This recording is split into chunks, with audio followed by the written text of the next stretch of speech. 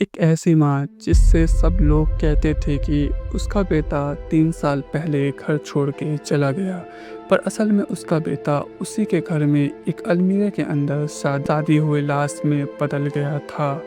दिल्ली की एक शांत कॉलोनी में जब पुलिस ने एक पुरानी अलमीरा खोला तो वहाँ जो मिला उसने सबको हिला के रख दिया। ये कहानी है एक माँ के जुनून की, एक भाई के बदले की और एक ऐसे राज की जो 3 साल तक एक लाश के साथ जीता रहा। तो मैं हूँ मोहम्मद जान और आज हम लेकर आए हैं एक ऐसी रियल लाइफ क्राइम स्टोरी जो आपके होश उड़ा देगी। 3 साल तक लाश अलमीरे में, दिल्ली का सबसे हैरान कर देने वाला कत्ल।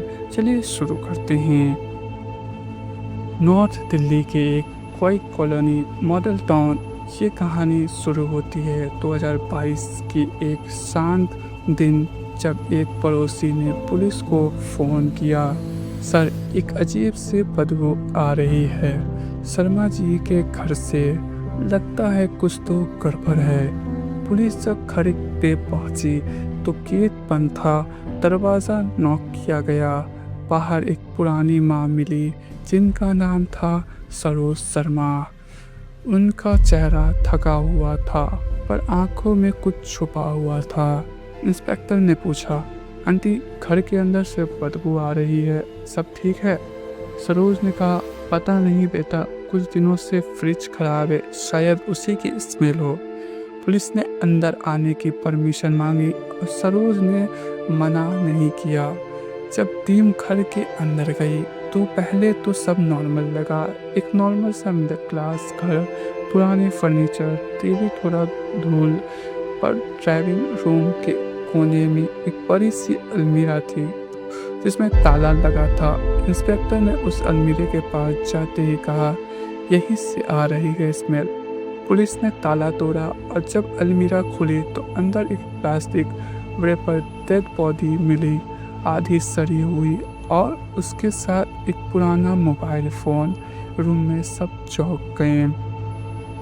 फॉरेंसिक टीम बुलाई गई। बॉडी के कपड़े और हाइट से ये अंदाज़ा लगाया गया कि ये लाश एक नौजवान लड़के की है जिसका मर्डर 2-3 साल पहले हुआ था।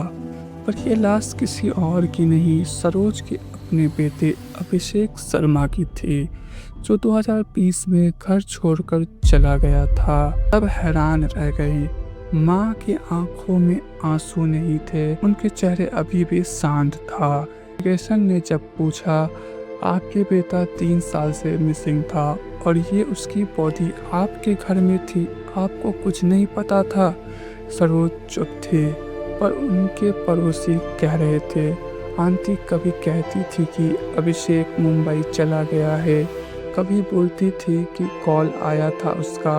पुलिस ने उनका फ़ोन लिया, उसमें अभिषेक का नंबर सेव था, लेकिन पिछले 2 साल से किसी ने कोई कॉल नहीं किया था। अभिषेक एक 24 साल का लड़का था, ग्रेजुएशन कर चुका था और एक प्राइवेट कंपनी में जॉब करता था। उसके दोस्त उसे चुपचाप और समझदार कहते थे, लेकिन उनका ये भी कहना था कि उसका अपने बड़े भाई रोहित शर्मा के साथ कुछ टेंशन था। दोनों अक्सर झगड़ते थे। रोहित जो 5 साल बड़ा था वो एक प्रॉपर्टी डीलर था और फैमिली का कमाने वाला बेटा था। उसके और अभिषेक के बीच पैसों को लेकर झगड़ा होता था। रोहित घर में रहता था लेकिन 2021 में अचानक वो भी मुंबई चला गया और सरोज माँ अकेली रह गई।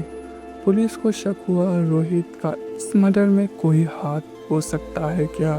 पुलिस ने मुंबई में रोहित को ट्रैक किया, उसे दिल्ली बुलाया गया, पूछताछ हुई। पहले तो रोहित ने कहा, मैं तो 2 साल से मुंबई में हूँ, पता नहीं मेरे छोटे भाई को क्या हुआ। लेकिन फॉरेंसिक रिपोर्ट ने बताया अभिषेक की मौत ब्लंट फोर्स ट्रॉमा से हुई थी। किसी ने उसके सर पे भारी वस्तु से वार किया था। रोहित का फ़ोन जब फॉरेंसिक एग्जामिनी किया गया तो एक पुराना चैट मिला जिसमें एक दोस्त को रोहित ने लिखा था, वो मुझे बार बार माँ के सामने नीचा दिखाता है। एक दिन मार दूंगा उसे। अब पुलिस ने जब स्ट्रिक्ट पूछताछ की तो रोहित टूट गया। उसने अकेले थे। बहस हुई। उसने माँ को कुछ बोला। मुझे गुस्सा आ गया और मैंने उसके सर पे फ्लावर वेस से मारा। अभिषेक वहीं गिर गया। कुछ देर बाद सांस रुक गई। रोहित डर गया। माँ ने देखा। माँ ने कहा, पुलिस से कुछ नहीं कहना, ये घर का मामला है, मैं संभाल लूंगी। और माँ ने मिलकर अभिषेक की लाश को अलमीरे में रख दिया और ताला लगा दिया। जब रोहित ने पुलिस के सामने गवाही दिया तो सबसे ज़्यादा हैरान सरोज माँ की बिहेवियर पर थी। एक माँ जिसका बेटा मर्डर करता था और दूसरा बेटे की लाश 3 साल तक संभाल के रखती थी, वो भी एक अलमीरे के अंदर। पुलिस ने सरोज से सवाल किया, आपने लाश छुपाई क्यों? आप एक माँ हो, कैसे बर्दाश्त किया?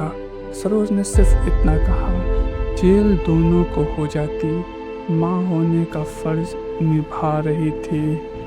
इन्वेस्टिगेशन के दौरान एक साइकोलॉजिस्ट भी बुलाया गया।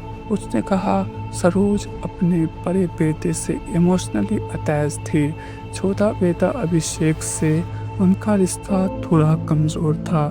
जब उन्होंने देखा कि एक बेटा दूसरे को मार चुका है तो उन्होंने जस्टिस के बजाय माँ का प्यार चुना। ये स्टेटमेंट एक तरफ माँ के दर्द दिखाता था लेकिन दूसरी तरफ एक क्राइम के शामिल पार्टनर भी। पुलिस ने रोहित और सरोज दोनों को अरेस्ट कर लिया। 2023 में दिल्ली डिस्ट्रिक्ट कोर्ट में केस चला, state versus Rohit Sharma and Saroj Sharma, section 302 murder, 201 evidence छुपाना, 120 भी क्रिमिनल कॉन्स्पिरेसी के तहत। Forensic report, death by head injury, phone chats, Rohit का कंफ्यूजन, रोहित का कहना और पुराने messages, postmortem report, death occasion approx 3 साल पहले, नेबर्स स्टेटमेंट, माँ बार बार झूठ बोलती थी कि पिता मुंबई में है। रोहित ने बोला, गलती से हुआ, प्लानिंग नहीं थी। सरोज बोली, मैं मजबूर थी, प्यार में अंधे थे। लेकिन जज को एक बात ने डिस्टर्ब किया, एक माँ ने 3 साल तक एक लाश के साथ जीना एक्सेप्ट किया, क्या सिर्फ इसलिए कि उसका बेटा जेल ना जाए? इस केस ने मीडिया में तूफान मचा दिया। टीवी चैनल ने इसे नाम दिया का राज, 3 साल तक घर में छुपी राज। Rohit Sharma found guilty under IPC section 302 life imprisonment plus 50,000 fine. Saroj Sharma found guilty under IPC section 201 और 120 भी 5 ईयर इम्प्रिजमेंट प्लस 10,000 फाइन। जज ने जजमेंट में लिखा, टाइम कोई भी हो, माँ का प्यार हो या भाई का गुस्सा, कानून सबके लिए बराबर है। एक माँ जिसने एक बेटा खोया, दूसरे को बचाने के चक्कर में उसकी ज़िंदगी में बर्बाद कर दी। एक भाई जिसे लगा कि उसका गुस्सा एक पल का था पर उस गुस्से ने एक पूरा परिवार बर्बाद कर दिया। और एक लाश जो 3 साल तक सिर्फ इस इंतज़ार में थी कोई उसके लिए न्याय मांगे। दोस्तों, कभी भी किसी झगड़े को इतना मत बढ़ने दो कि वो एक जान ले ले। कानून सबके लिए है और इंसाफ कभी छुपाया नहीं जा सकता। अगर आपको ये कहानी इंफॉर्मेटिव और इमोशनल लगी हो तो लाइक करिए, शेयर करिए और कमेंट में लिख के बताएं, क्या आपको लगता है सरोज शर्मा माँ थी या एक पार्टनर इन क्राइम? मिलते हैं अगली वीडियो में एक नए सच के साथ।